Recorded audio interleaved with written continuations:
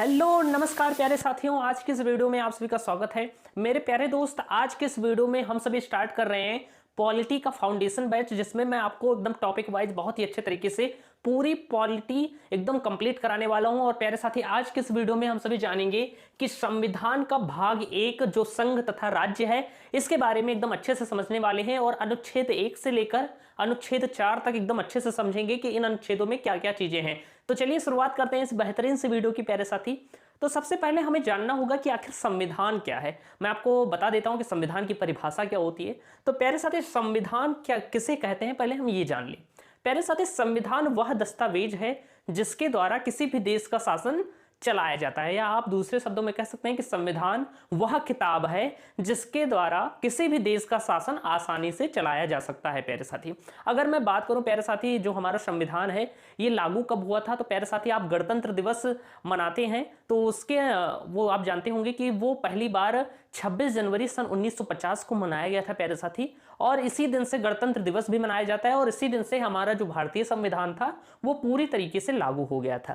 प्यारे साथी, जो हमारा संविधान था, आप ये भी जानते हैं कि उसे 2 साल 11 महीने 18 दिन इसके निर्माण में इतना समय लगा था। अब मैं बात करूं प्यारे साथी कि संविधान में अगर मैं बात करूं तो जब संविधान बना था तो उसमें कितने आर्टिकल थे, कितने भाग थे, कितनी अनुसूचियां थी, पहले हम इसके बारे में जान लेते हैं। पहले मैं आपको ऐसे बेसिक इंट्रोडक्शन दे दूंगा, फिर उसके बाद हम बात करेंगे संघ तथा राज्य जो है 1 से लेकर 5 तक अनुच्छेद जो आपके हैं प्यारे साथी। तो प्यारे साथी, अगर मैं बात करूं यहां पर मेरे प्यारे दोस्त कि जब ये संविधान बना था प्यारे साथी, तब इसमें टोटल 395 अनुच्छेद थे।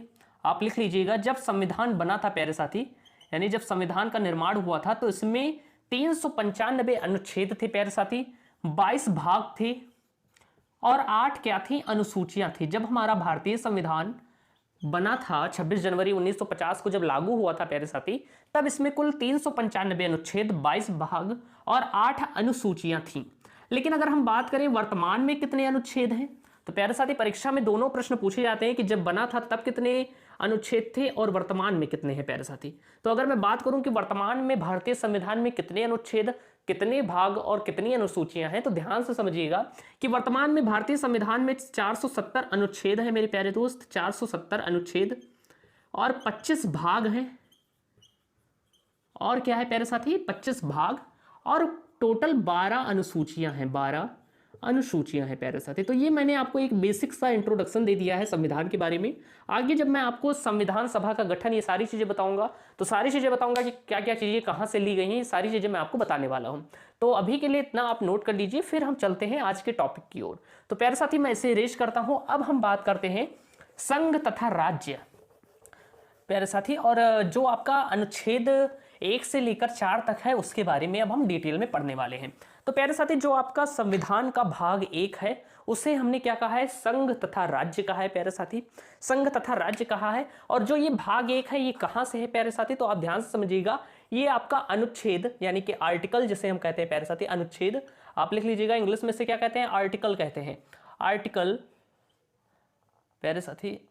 अनुच्छेद 1 से लेकर 4 तक है, ये कहां तक है प्यारे साथी, 1 से लेकर अनुच्छेद 1 से लेकर 4 तक इसका विवरण मिलता है, जो आपका भाग 1 है, संघ तथा राज्य। अब हम बात करेंगे कि भाग 1 के अनुच्छेद 1 में क्या चर्चा की गई है, क्या चीजें बताई गई हैं। तो अब हम, आप लिख लीजिएगा, हेडिंग डालिए अनुच्छेद 1, अनुच्छेद 1 प्यारे साथी।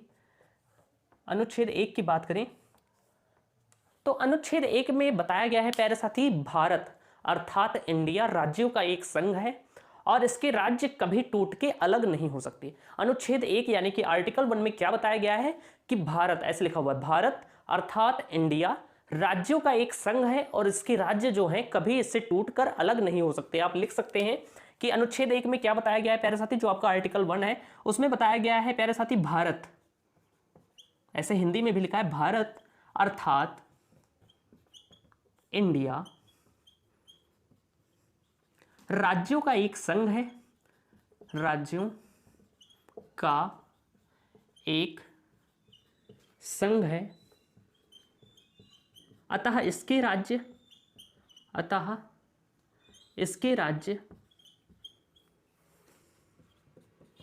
कभी टूटकर अलग नहीं हो सकते, अलग नहीं हो सकते। नहीं हो सकते प्यारे साथी। तो अब हम समझेंगे ये क्या है प्यारे साथी। तो जो आपका भाग 1 का अनुच्छेद 1 है, आर्टिकल नंबर 1 में आपको बताया गया है कि भारत अर्थात इंडिया राज्यों का एक संघ है, अतः इसके राज्य कभी टूट के अलग नहीं हो सकते। कहने का मतलब कि अगर कोई देश इसमें शामिल हो जाता है, या जैसे जितने राज्य हैं यहाँ पर आप देखते होंगे 28 राज्य हैं, तो ये राज्य कभी टूटकर अलग नहीं हो सकते। भारत में जो जो राज्य हैं, कोई भी राज्य ये नहीं कह सकता कि मैं भारत से अलग होकर एक देश बना लूं। यानी कि जो भारत के राज्य हैं वो कभी आपस में टूटकर अलग देश नहीं बना सकते। जो इसीलिए कहा गया है कि जो भारत है वो राज्यों का एक संघ है और इसके राज्य कभी इससे अलग होकर मतलब इससे टूट नहीं सकते हैं प्यारे साथी। और ऐसे अगर मैं बात करूं प्यारे साथी, तो संघ जो है, संघ कहने का मतलब यूनियन से है। भारत क्या है, एक यूनियन है, इसलिए इसका जो आपका भाग 1 है इसमें संघ तथा राज्य लिखा हुआ है, क्योंकि संघ में क्या होता है प्यारे साथी, यूनियन होता है। इंडिया एक यूनियन है और इसके राज्य कभी टूट के अलग नहीं हो सकते। यहीं पर आप देखेंगे प्यारे साथी अमेरिका को, तो अमेरिका क्या है, एक फेडरेशन है। क्या है प्यारे साथी, फेडरेशन है। FEDERATION। अमेरिका क्या है प्यारे साथी, फेडरेशन है। इसमें क्या होता है, फेडरेशन ये भी एक तरह का संघ ही होता है प्यारे साथी। फेडरेशन में क्या होता है कि जो राज्य होते हैं, कई राज्य अपनी कुछ कुछ शक्तियां केंद्र को देते हैं और फिर एक राज्य बनता है जो उसे संचालित करता है। लेकिन क्या होता है इसमें कि जो फेडरेशन होता है वो आसानी मतलब वो टूट जाता है। उसके राज्य जो होते हैं, जैसे अमेरिका है तो अमेरिका के राज्य उससे अलग हो सकते हैं, लेकिन भारत का जैसे यूपी हो गया, बिहार हो गया, ये सभी कभी अलग नहीं हो सकते। इसीलिए इसमें कहा गया है कि भारत क्या है, राज्यों का एक संघ है और इसके राज्य कभी अलग नहीं हो सकते। और जो आपका अमेरिका है वो क्या है, फेडरेशन है और उसके जो राज्य हैं वो अलग हो सकते हैं प्यारे साथी। तो मैंने आपको बता दिया कि अनुच्छेद 1 में क्या है। अब हम बात करते हैं आर्टिकल 2 में, जो आपका प्यारे साथी अनुच्छेद 2 है। अनुच्छेद 2 की बात करें मेरे प्यारे साथी, तो अनुच्छेद 2 क्या कहता है उसे ध्यान से समझिएगा। अनुच्छेद 2 प्यारे साथी, तो अनुच्छेद 2 कहता है प्यारे साथी कि संसद को यह अधिकार है, जो हमारी संसद है उसे यह अधिकार है कि अगर भारत के बाहर कोई विदेशी देश भारत में मिलना चाहता है या उसका कोई राज्य भारत में मिलना चाहता है, तो संसद बिना राष्ट्रपति के अनुमति के भी उसे भारत में मिला सकती है। आपका प्यारे साथी अनुच्छेद 2 क्या कहता है कि यदि भारत के बाहर कोई देश भारत में मिलना चाहता है तो संसद बिना राष्ट्रपति के अनुमति के भी भारत में उस देश को या उस राज्य को मिला सकती है। प्यारे साथी आप लिख लीजिएगा कि अनुच्छेद 2 कहता है कि संसद चाहे, या आप कह सकते हैं प्यारे साथी कि संसद को यह शक्ति है, संसद को यह शक्ति है कि यदि कोई देश, यदि भारत के बाहर कोई देश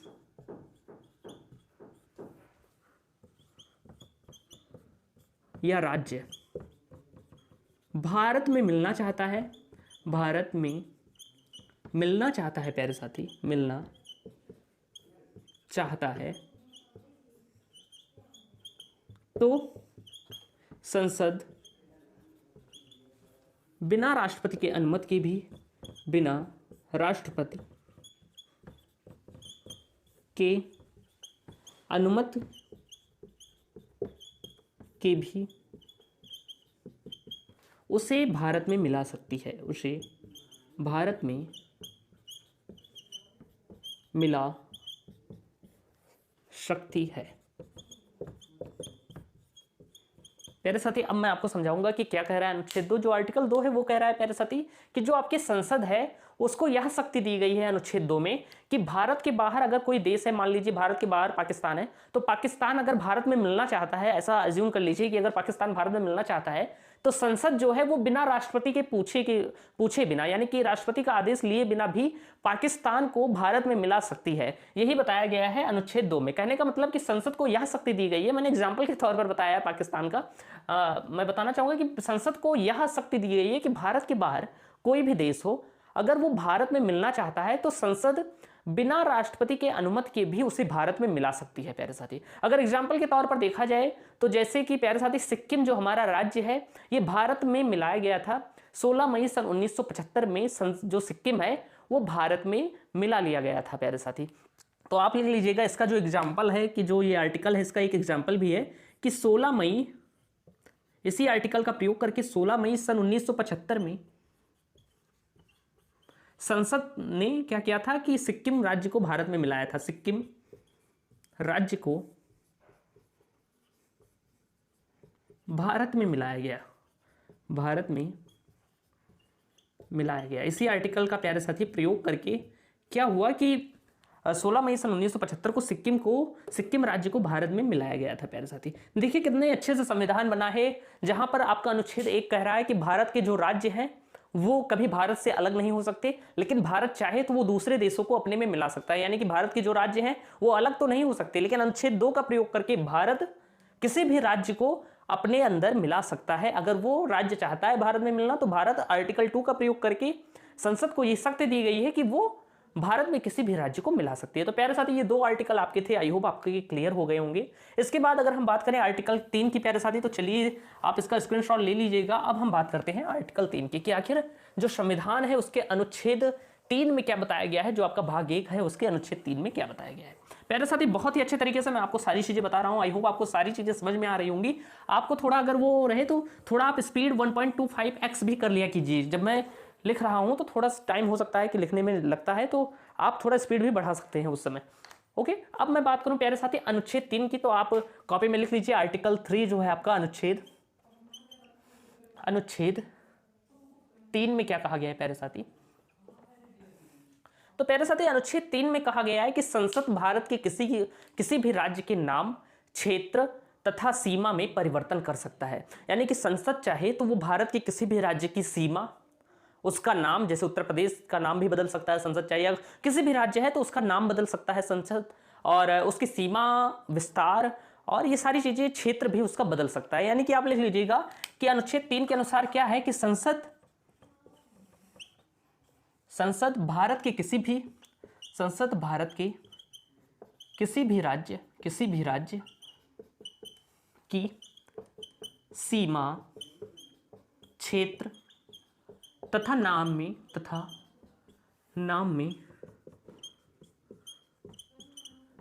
परिवर्तन कर सकती है, मेरे साथ ही क्या कहा गया है कि संसद को, यानी कि संसद भारत के किसी भी राज्य के सीमा, क्षेत्र तथा नाम में परिवर्तन कर सकती है, वो भी राष्ट्रपति के बिना अनुमति के। आप इसे भी लिख लीजिएगा कि इसमें भी उसे क्या होगा कि राष्ट्रपति की अनुमति की कोई आवश्यकता नहीं होगी। राष्ट्रपति के बिना अनुमति के संसद भारत के किसी भी राज्य की क्षेत्र, सीमा तथा नाम में परिवर्तन कर सकती है बिना अनुमति के। प्यारे साथी राष्ट्रपति के बिना अनुमति के।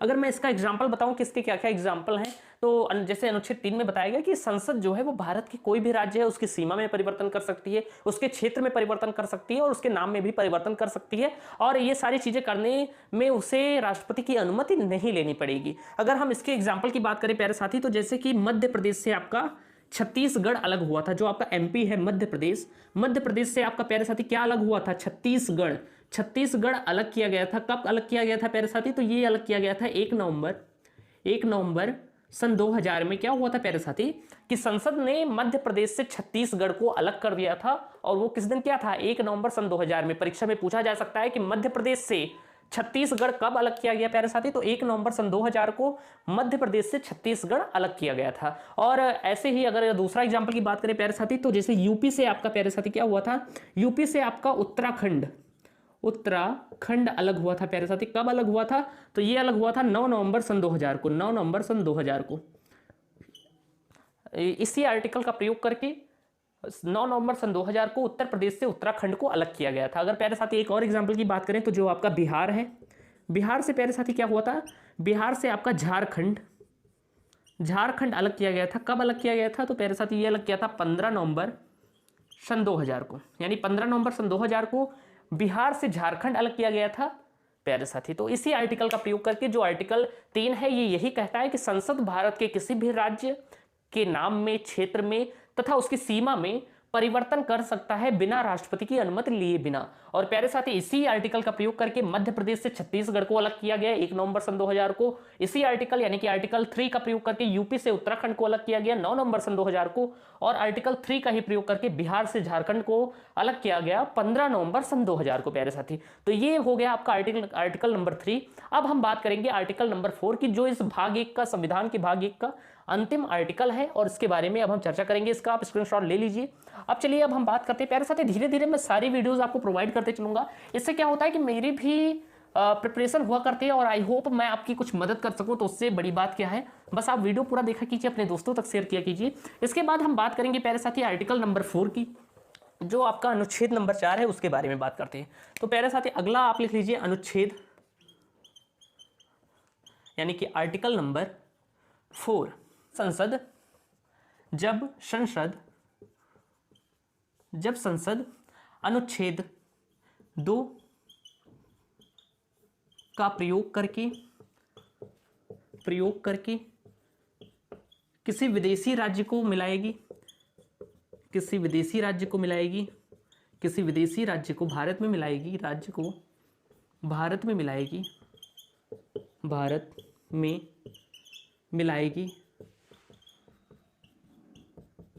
तथा आर्टिकल 3 का प्रयोग कर, तथा अनुच्छेद 3 का प्रयोग कर, अनुच्छेद 3 का प्रयोग कर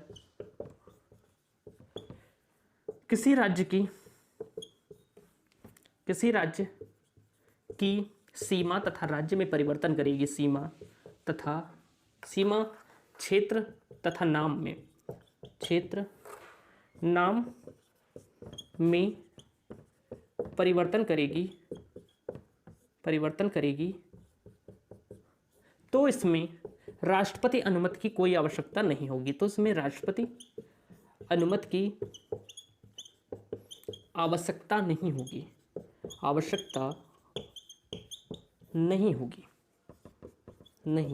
होगी, क्योंकि इसे अनुच्छेद 368 से बाहर रखा गया है। अनुच्छेद 368 से बाहर रखा गया है।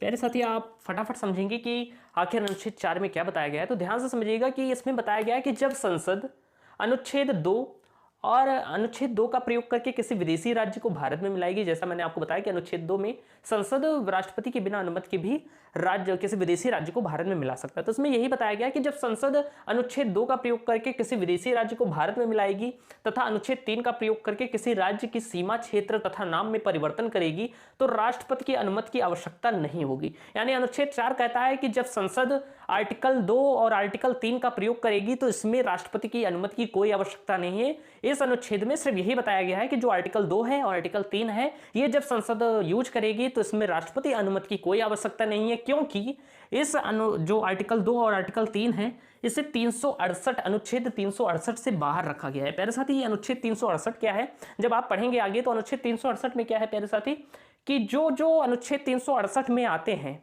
उनमें क्या होता है कि राष्ट्रपति की अनुमति की आवश्यकता होती है। जो क्षेत्र या अनुच्छेद या कार्य क्षेत्र क्या होते हैं 368 के अंदर आते हैं, उनमें राष्ट्रपति के हस्ताक्षर की अनुमति की आवश्यकता होती है। लेकिन जिन्हें 368 से बाहर रखा जाता है उनमें राष्ट्रपति की अनुमति की कोई आवश्यकता नहीं होती है। तो अनुच्छेद 2 जो है प्यारे साथी, अनुच्छेद 3 है, इसे 368 के बाहर रखा गया है। अनुच्छेद 4 में यही आपको बताया गया है कि जब संसद अनुच्छेद 2 और 3 का प्रयोग करेगी तो इसमें राष्ट्रपति की अनुमति की कोई आवश्यकता नहीं है प्यारे साथी। तो एक बार रिवाइज कर लीजिए मेरे साथ। मैंने आपको बताया कि अनुच्छेद 1 जो है वो कहता है कि भारत अर्थात इंडिया राज्यों का एक संघ है और इसके राज्य कभी इससे टूटकर अलग नहीं हो सकते। अनुच्छेद 2 में बताया, आर्टिकल नंबर 2 में मैंने आपको बताया कि संसद चाहे तो अगर कोई विदेशी राज्य भारत में मिलना चाहता है या विदेशी देश भारत में मिलना चाहता है तो उसे राष्ट्रपति के बिना अनुमति के भी भारत में मिला सकती है। अनुच्छेद 3 में कहा गया कि संसद चाहे तो भारत के अंतर्गत किसी भी राज्य की सीमा, नाम तथा क्षेत्र में परिवर्तन कर सकती है, वो भी राष्ट्रपति के बिना अनुमति के प्यारे साथी। और अनुच्छेद 4 में यही आपको बताया गया है कि जब ये संसद अनुच्छेद 2 और अनुच्छेद 3 का प्रयोग करेगी तो राष्ट्रपति की अनुमति की कोई आवश्यकता नहीं है, क्योंकि इसे अनुच्छेद 368 से बाहर रखा गया है, यानी कि इसमें राष्ट्रपति की अनुमति की कोई आवश्यकता नहीं है प्यारे साथी। तो एकदम बेहतरीन तरीके से मैंने आपको संविधान का भाग 1 जो संघ तथा राज्य है, अनुच्छेद 1 से लेकर अनुच्छेद 4 तक एकदम अच्छे तरीके से समझा दिया है। आई होप आपको ये वीडियो पसंद आई होगी। वीडियो पसंद आई होगी तो वीडियो को लाइक कीजिएगा, चैनल को सब्सक्राइब कीजिएगा। मिलते हैं नेक्स्ट वीडियो में, तब तक के लिए जय हिंद, वंदे मातरम।